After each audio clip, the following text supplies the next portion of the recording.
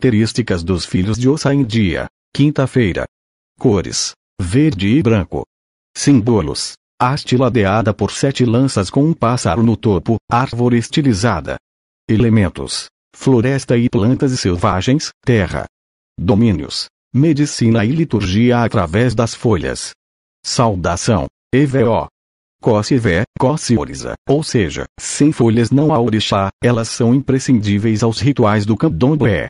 Cada orixá possui suas próprias folhas, mas só Ossain, Osanin, conhece os seus segredos, só ele sabe as palavras, Ofó, que despertam o seu poder, a sua força.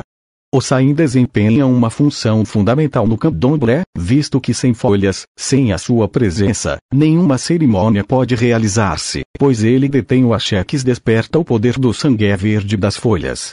Ossain é o grande sacerdote das folhas, grande feiticeiro, que por meio das folhas pode realizar curas e milagres, pode trazer progresso e riqueza.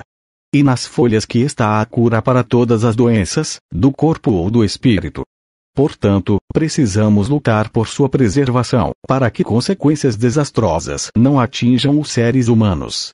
A floresta é a casa de Ossain, que divide com outros orixás do mato, como Ogum e Oxóssi, o seu território por excelência, onde as folhas crescem em seu estado puro, selvagem, sem a interferência do homem. É também o território do medo, do desconhecido, motivo pelo qual nenhum caçador deve penetrar na floresta na mata sem deixar na entrada alguma oferenda, como alho, fumo ou bebida. Medo de quê? Medo dos encantamentos da floresta, medo do poder de Ogum, de Oxóssi, de Ossain. Respeito pelas forças vivas da natureza, que não permitem a pessoas impuras ou mal intencionadas penetrarem sua morada. Se nela entrarem, talvez jamais encontrem o caminho de volta. Ossain teria um auxiliar que se responsabilizaria por causar o terror em pessoas que entram na floresta sem a devida permissão. Aroni seria um misterioso anãozinho perneta que fuma cachimbo, figura bastante próxima ao Saci Pererê, possui um olho pequeno e outro grande, vê com o menor, e tem uma orelha pequena e a outra grande, ouve com a menor. Muitas vezes Aroni é confundido com o próprio Ossain, que, segundo dizem, também possui uma única perna. Não se pode por isso confundir Ossain com Saci Pererê, que é um personagem do folclore brasileiro. Ossain é orixá de grande fundamento, que possui uma só perna porque a árvore, base de todas as folhas possui um só tronco. De acordo com a história desse orixá, há uma rivalidade entre Ossain e Orunmila, que reflete, na verdade, a antiga disputa entre os Onis e Ogum, mestres em medicina natural que dominavam o poder das folhas, e os Babalawó, sacerdotes versados nos profundos mistérios do cosmo e do destino dos seres, os pais do segredo. Ossain é um orixá originário da região de Iraó, na Nigéria, muito próxima com a fronteira com o antigo Daomé. Não faz parte, como muitos pensam, do panteão Jerje assimilado pelos Nagô, como Nana, Omolu, Oxumaré e Evá. Ossain é um deus originário da etnia Yoruba. Contudo, é evidente que entre os Jerje havia um deus responsável pelas folhas, Iago é o seu nome, por isso Ossain dança bravo e Sató, a exemplo dos deuses do antigo Daomé. Uma confusão latente refere-se ao sexo de Ossain. É preciso esclarecer que se trata de um orixá do sexo masculino. Entretanto, como feiticeiro e estudioso das plantas, não teve tempo de relacionamentos amorosos. Sabe-se que foi parceiro de Ansan, mas o controvertido relacionamento com Oxóssi, que ninguém pode afirmar se foi ou não amoroso, é o mais comentado. Na verdade, Ossain e Oxóssi possuem inúmeras afinidades. Ambos são orixás do mesmo espaço, da floresta, do mato, das folhas, grandes feiticeiros e conhecedores dos segredos da mata, da terra. Características dos filhos de Ossain. Os filhos de Ossain são pessoas extremamente equilibradas e cautelosas, que não permitem que as suas simpatias ou antipatias interfiram nas suas opiniões sobre os outros. Controlam perfeitamente os seus sentimentos e emoções. Possuem grande capacidade de na Umbanda se acende velas para Ossain na cor branca, verde e amarela. Ossain recusa-se a cortar as ervas miraculosas. Ossain era o nome de um escravo que foi vendido a Orunmila. Um dia ele foi à floresta lá conheceu Aroni, que sabia tudo sobre as plantas. Aroni, o gnomo de uma perna só, ficou amigo de Ossain e ensinou-lhe todo o segredo das ervas. Um dia, Orunmila, desejoso de fazer uma grande plantação, ordenou a Osain que roçasse um mato de suas terras. Diante de uma planta que curava dores, Osain exclamava: esta não pode ser cortada, é as ervas às dores. Diante de uma planta que curava hemorragias, dizia: esta estanca o sangue, não deve ser cortada. Em frente de uma planta que curava a febre, dizia: esta também não, porque refresca o corpo. E assim por diante.